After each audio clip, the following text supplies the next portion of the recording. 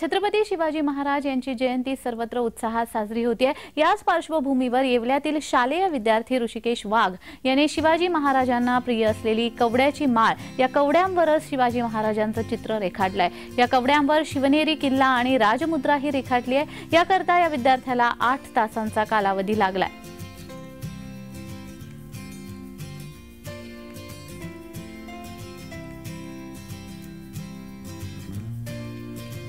येवल्यामधील शालेय विद्यार्थी ऋषिकेश वाघ याने शिवाजी महाराजांना प्रिय असलेली कवड्यांची माळ या कवड्यांच्या माळेवरतीच या कवड्यांवरच शिवाजी महाराजांचं चित्र रेखाटलेलं आपल्याला पाहायला मिळतंय।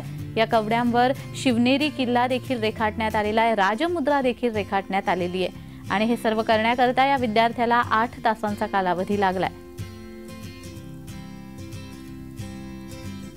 शिवाजी महाराज यांची सुंदर अशी प्रतिकृती या कवड्यांवरती रेखाटण्यात आलेली आहे। सोबतच राजमुद्रा देखील रेखाटण्यात आली आहे।